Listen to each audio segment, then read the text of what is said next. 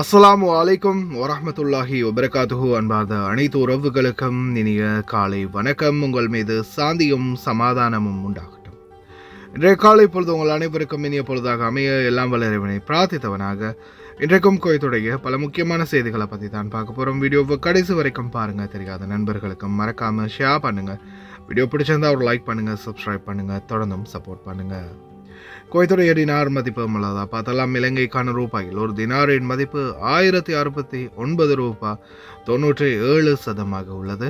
இந்தியாவின் ரூபாயில் ஒரு தினாரின் மதிப்பு 308 ரூபாய் 15 உள்ளது. இது அல் முசைன் எக்ஸ்சேஞ்சினுடைய அப்ளிகேஷன் ஆன்லைன் ரேட் ஆகும். குவைத்துடைய பல பகுதிகளிலையுமே அல் முசைன் எக்ஸ்சேஞ்ச் பிரான்ச் இருக்குது. அதே மாதிரி ஜமியாக்கள்லையுமே அவங்களுடைய மெஷின் இருக்குது. உங்களுடைய பணத்தை அனுப்பிக்கொள்ள முடியும்.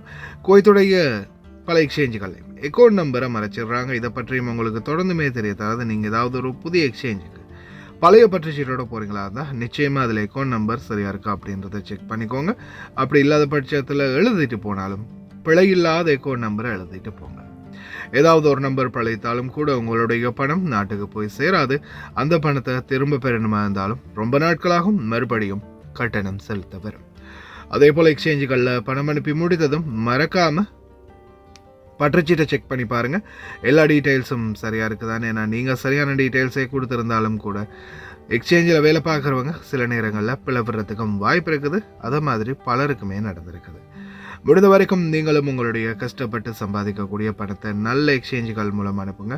எங்கே அதிகமான ரேட் கொடுக்குறாங்க அப்படின்றது தெரிந்தாலும் மறக்காமல் கமெண்டில் மென்ஷன் பண்ணுங்கள். குவைத்துடைய தங்க விலை பார்த்தலாம். 1 கிராம் 18 கேரட் தங்கத்தின் விலை 32 தினார் 687 ஃபில்ஸ். 1 கிராம் 21 கேரட் தங்கத்தின் விலை 38 தினார் 134 ஃபில்ஸ். 1 கிராம் 22 கேரட் தங்கத்தின் விலை 39 தினார் 965 ஃபில்ஸ். 1 கிராம் 24 கேரட் தங்கத்தின் விலை 43 தினார் 582 ஃபில்ஸ்.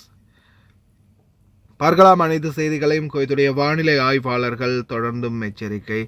எதிர்வரும் நாட்களில் 47 50 டிகிரி செல்சியஸ் வரைக்கும் வெப்பநிலை அதிகரிக்கும் அப்படின்னு தெரிவிச்சிருக்கிறாங்க. தூசி காற்றும் வரலாம் அப்படின்னும் தெரிவிச்சிருக்கிறாங்க. ஈரானுடைய சில பகுதிகளில் தொடர்ந்தும் வான்வெளி தாக்குதல்கள் நடந்ததை அடுத்து உடனடியாக தங்களுடைய வான்பரப்பை ஒரு சில பகுதிகளுக்கு மறு அறிவித்தல் வரும் வரை மூடியிருக்கிறாங்க. அதே போல ஒப்பந்தத்தில் கைச்சாத்திடும் வரை தொடர்ந்துமே ஹார்மோஸில் கப்பல்களை முடக்குவோம் அப்படின்னு ட்ரம்ப் எச்சரிக்கை விடுத்திருக்கிறாரு. இந்த சூழலில் தொடர்ந்துமே இந்த யுத்த பிரச்சனை பற்றிய பேச்சுவார்த்தைகள் ஒரு கணம் போயிட்டு இருந்தாலும் இன்னொரு பக்கம் இஸ்ரேல் தங்களுடைய தாக்குதல்களை மறுபடியும் ஆரம்பிச்சிருக்கிறது ரொம்பவும் ஒரு மோசமான சூழலில் தான் மறுபடியும் வெட்டி இருக்குது. அதே மாதிரி இந்த சூழலில் இன்னொரு மிகப்பெரிய ஒரு அதிர்ச்சி பார்த்திங்கன்னா டொனால்ட் ட்ரம்ப்புக்கு உருவாகி இருக்குது. காரணம், அங்கே இருக்கக்கூடிய அமெரிக்காவில் இருக்கக்கூடிய காங்கிரஸ்கள் மற்ற எதிர்ப்பு கட்சிகள் அதாவது அரசியல் சார் கட்சிகள் ட்ரம்புக்கு எதிரான ரொம்ப கடுமையான கண்டனங்களையும் மற்றும் விமர்சனங்களையும் தெரிவிக்க ஆரம்பிச்சிருக்கிறாங்க. இந்த போரை பயன்படுத்தி நிறைய, அதாவது இப்போ ரீசெண்டாக கூட நீங்கள் சீட் பண்ணுறீங்களா, நீங்கள் ஊழல் பண்ணியிருக்கிறீங்களா, நீங்கள் கரப்டாக இருக்கிறீங்களா அப்படின்னு கேட்கும்போது மைக்கை கழட்டி வீசிட்டு ஒரே ஓட்டமாக ஓடிட்டார் ட்ரம்ப்.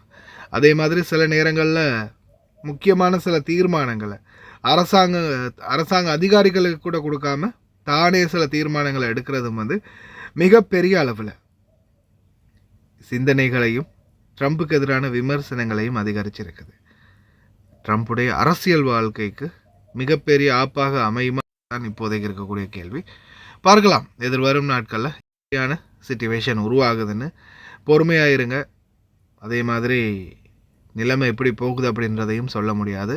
பிரார்த்தனை பண்ணுவோம். முடிந்த வரைக்கும் விரைவில் இந்த யுத்தம் பிரச்சனை எல்லாம் நிறைவடைந்து மக்களுக்கு ஒரு நிம்மதியான சுபிச்சமான வாழ்வை எல்லாம் வல்ல இறைவன் பெற்றுக் கொடுக்கட்டும் அப்படின்னு. அதே மாதிரி எல்லா நிலைமையும் சரியாகி இந்த கப்பல் பயணத்திலேருந்து எல்லா பயணமும் சீராக அமையட்டும் அப்படின்னும் பிரார்த்தனை பண்ணுவோம்.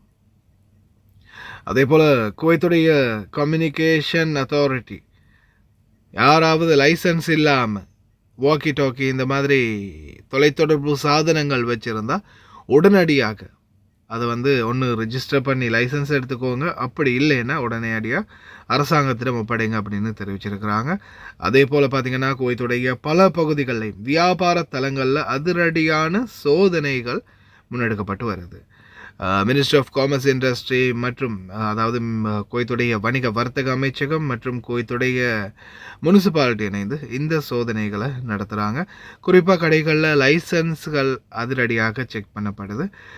இதில் முக்கியமான உங்களுக்கு அவேர்னஸ் பண்ணுறது கடையோடைய லைசன்ஸ், அதே மாதிரி தொழிலாளர்களுக்கான சான்றிதழ், அதே மாதிரி உணவகங்களாக இருந்தால் அதுக்குரிய சுகாதார அமைச்சின் சான்றிதழ், உணவு ஊட்டச்சத்து பாதுகாப்பு குழுவுடைய சான்றிதழ், குவைத்துடைய முனிசிபாலிட்டி, குவைத்துடைய ஃபயர் டிபார்ட்மெண்ட், அதே மாதிரி வணிக வர்த்தக அமைச்சகத்துடைய சான்றிதழ்கள், இந்த மாதிரி எல்லா சர்டிஃபிகேட்களையும் சரி பார்த்துக்கோங்க. எக்ஸ்பயர் ஆகியிருந்தால் உடனே ரினியூவ் பண்ணிக்கோங்க. அதிவேகமாக வாகனம் செலுத்திய பட்டியலில் இதோ 2 குவைத்திகள் சிக்கியிருக்கிறாங்க. கிட்டத்தட்ட 171 கிலோமீட்டர் வேகத்தில் பெர் வேகத்தில் வண்டி ஓட்டினதாக தெரிவிச்சிருக்கிறாங்க. தயவு செய்து சாரதிகளே ரொம்ப கவனம், எக்காரணத்தை கொண்டும் அதிவேகமாக வண்டிகளை ஓட்டி மாட்டிடாதீங்க. கவனம், வாழ்க்கையும் போயிடும், தொழிலும் போயிடும்.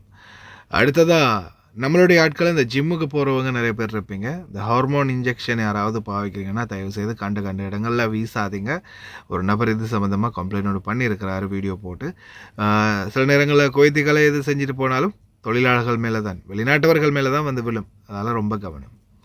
அதே மாதிரி இதோ எலக்ட்ரிக்கல் கேபிள் திருடி அதை ரகசியமாக வச்சு வழி நடத்தி ஒரு குடவுனை நடத்தி வந்து 5 பேர் கைது செய்யப்பட்டிருக்கிறாங்க. வீடியோக்கள் இருக்குது, கடைசி வரைக்கும் பாருங்கள்.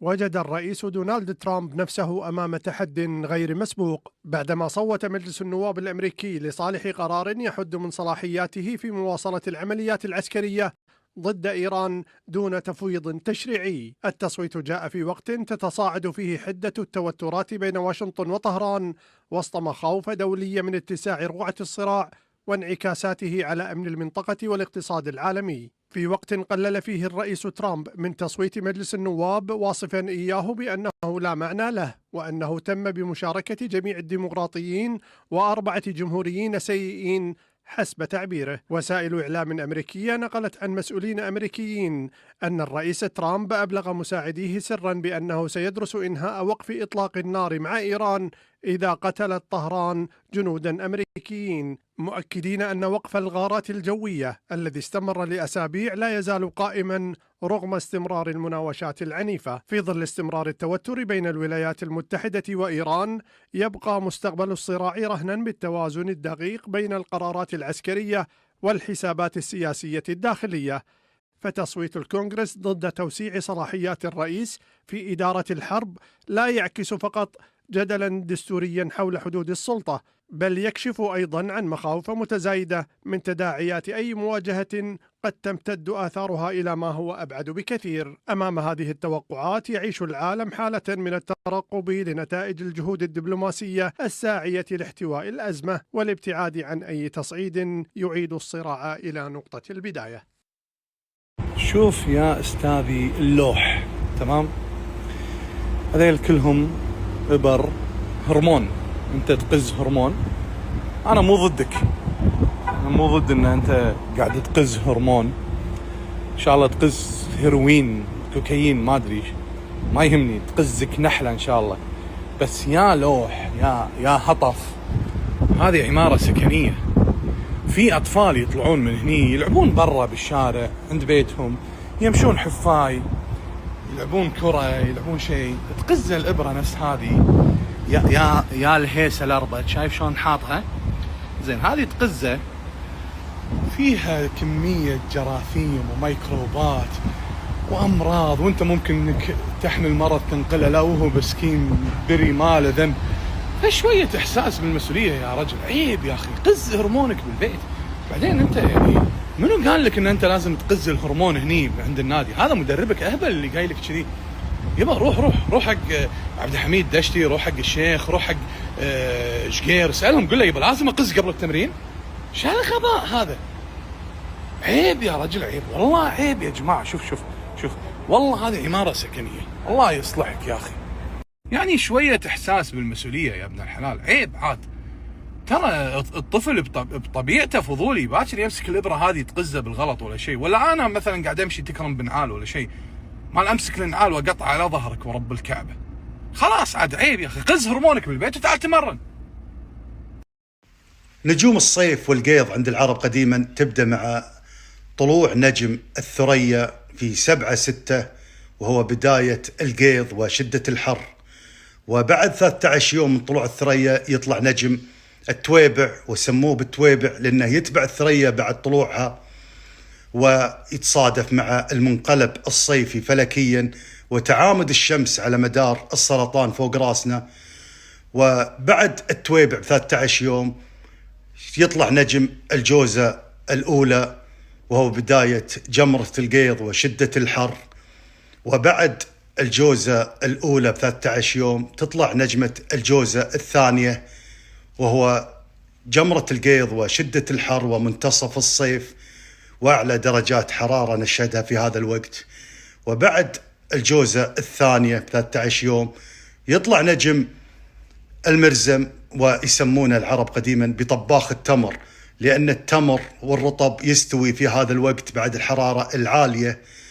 وبعد المرزم 13 يوم يطلع نجم الشليبين، وتنكسر جمرة القيض وتبدأ الحرارة بالانخفاض تدريجيا، وندخل في المنخفضات الجوية والأجواء الرطبة. وبعد 13 يوم من طلوع الشليبين يطلع نجم السهيل، آخر نجوم الصيف الحار في 24/8، وتعتدل الحرارة ليلا وفيها برودة خفيفة آخر الليل، لكن بالنهار تستمر معانا الحرارة حتى 13 مع طلوع نجم الصرفة، وينصرف الحر بالنهار ويبرد الجو بالليل بإذن الله تعالى. Is it taking longer than you expected it would to make a deal with Iran? Well, let's put it this way: you were in Vietnam 19 years, right? You were in Afghanistan and these other places 10 years. You were in Iraq. How long were you in Iraq? 12 years. You were in Korea for 7 years. World War II is different. That was 4 years. I'm in for 3 months, and much of it's been ceasefire. So, and you know what? You lost hundreds of thousands of soldiers in these various wars. In 2 wars, Venezuela, where we lost nobody, and here, we lost 13 people. Now, 13 people is 13 too much, but we lost 13 people. In other wars, you lost hundreds of thousands of people. So, people don't like it when you say, oh, do you know you've lost 13? We've lost in 2 major wars. We took over Venezuela. We essentially took over Iran, and we've lost so far 13 people. Somebody else would have lost 100,000 people. Okay, but I get a kick when I look at somebody on television.